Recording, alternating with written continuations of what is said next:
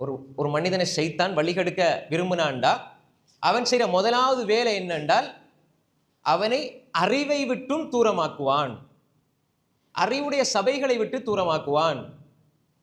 அப்ப ஒரு மனிதனை அறிவு தேட விடாம ஆக்கிவிட்டால், படிக்க விடாம ஆக்கிவிட்டால், மார்க்கத்தை தேடி தேடி படிக்காம அவனை ஆக்கிட்டால் அவன் அழிவினுடைய ஆரம்ப நிலைக்கு வந்து விட்டான்.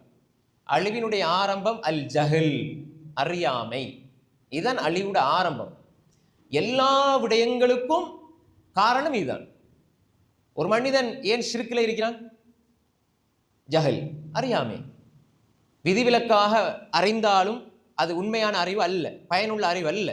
அறிந்தால் அமல் செய்வான், அதுதான் பயனுள்ள கல்வி, பயனுள்ள அறிவு. ஒரு அறிஞ்சு வச்சால் மாத்திரம் போதாது, அது இரண்டாவது பாதியில் வரும். அப்ப எனவே முதலாவது அடிப்படை ஜஹல். ஏன் ஷிர்க் வைக்கிறான்? ஜஹல். ஏன் இணை வைக்கிறான்? ஏன் நிராகரிக்கிறான், குஃப்ரு செய்கிறான்? ஜஹல். ஏன் ஒரு மனிதன் பிதஅத் செய்கிறான்? அல் ஜஹல், அறியாமை.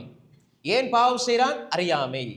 அவனுக்கு தெரியுது இந்த பாவம், இது பாவம் என்று, ஆனா செய்கிறான். இதனுடைய விளைவு எப்படி இருக்கும் என்று அவன் அறியாமல் செய்கிறான். எல்லா விடயங்களுக்கும் அறியாமை.